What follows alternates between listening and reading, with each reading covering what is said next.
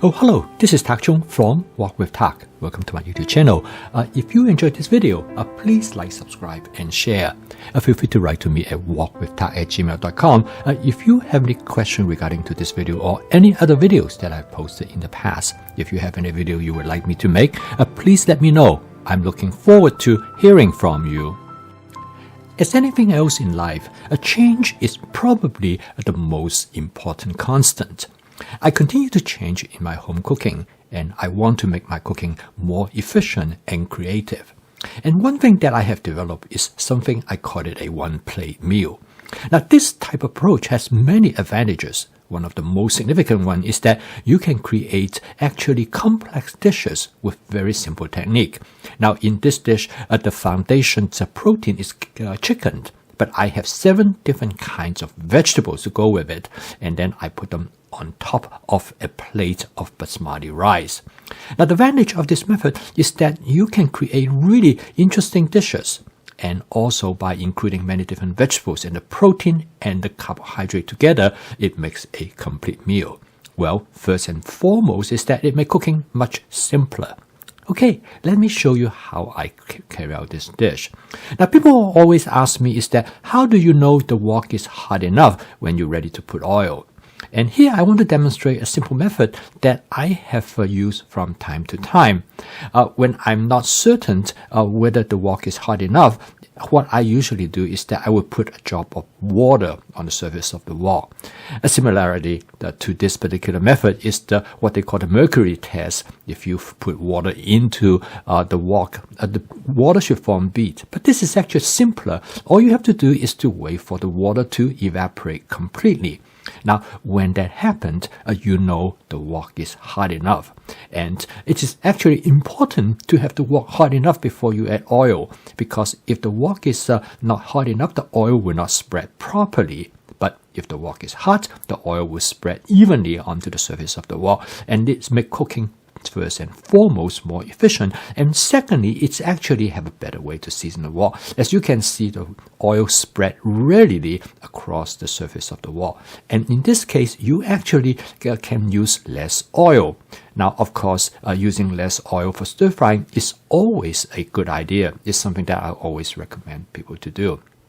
Now, after you put the oil into the wok, and at this point, the burner is still set to high, but you will quickly notice that within about maybe 15 to 20 seconds, the oil will start to smoke gently, and this is the time when the wok is being seasoned.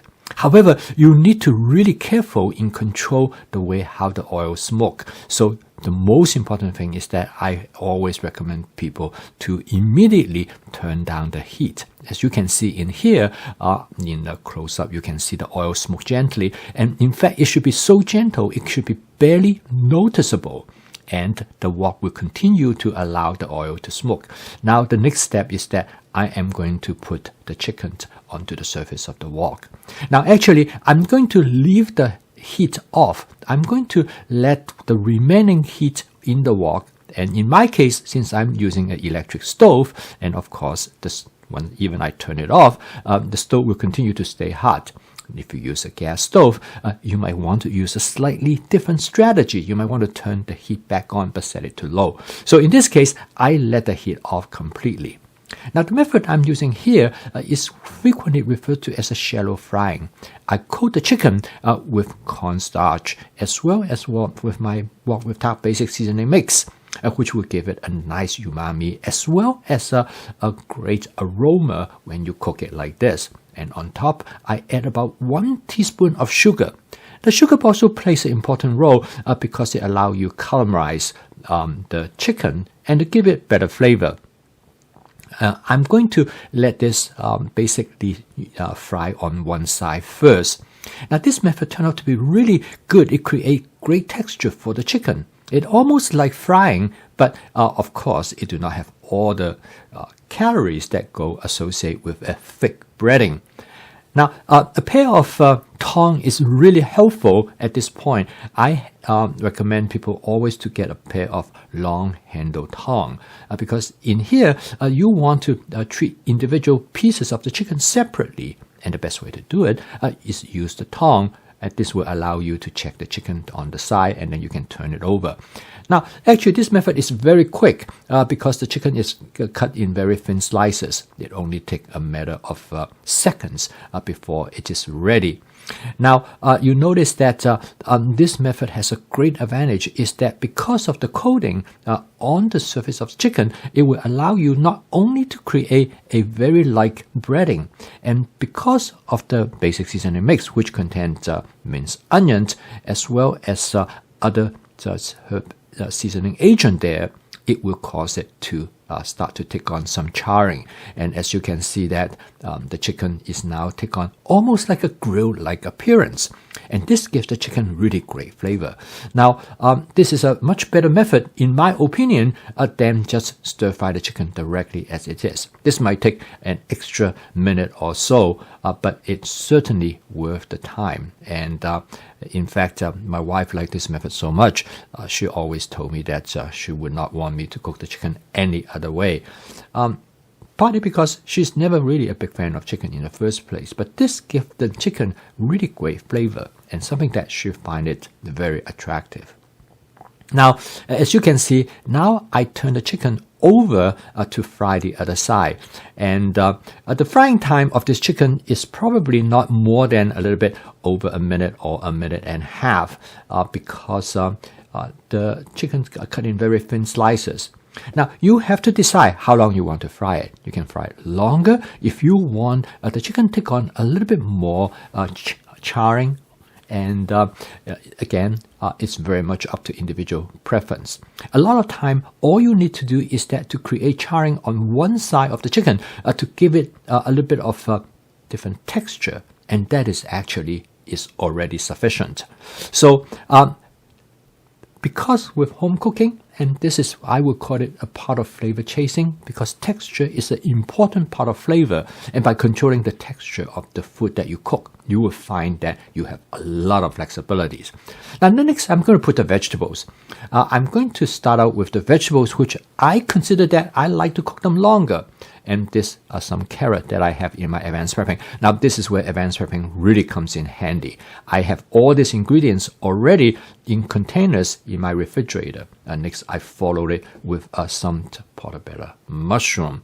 And again, the order of how you add these ingredients really depend on very much of how long you want to cook them. Some ingredients you want to cook them longer, and some ingredients you don't want to cook them as long.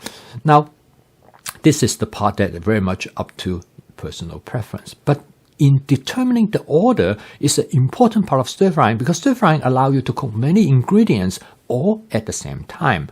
But in order to distinguish their texture, to create different texture that you are most enjoy, you can adjust the order how you add them. The next vegetable I'm going to put in is some green bean. Now, this green bean, which I actually have blanched them a couple days ago for another dish, again, is advanced prepping. So I only add in a small number of green bean, and this is followed by the addition of some red cabbage. Now, the adding of the red cabbage right to the end is also intentional, because if you add the red cabbage too early, the color might bleach off and make your dish look kind of not the best color. And this is followed by some color bell pepper. The last step is that I'm going to season the dish very lightly with about 1 tablespoon of oyster sauce. And this is followed by using my water bottle to squeeze a little bit water onto the surface of the wok, because I want to create a light sauce. At the same time, I am deglazing and remove the material. Finally, I do a taste test, and the dish is done. So to make it a complete meal, I'm going to use this large plate, which turned out to be really handy, and I put basmati rice over it, and then I'm going to put the dish that I just stir fry right over the basmati rice. This actually will give the rice really nice flavor because of the sauce from the dish will drip down and penetrate the rice. And this also allows me to control how much rice I want to use. And then finally, I garnish the dish with a little bit of scallion.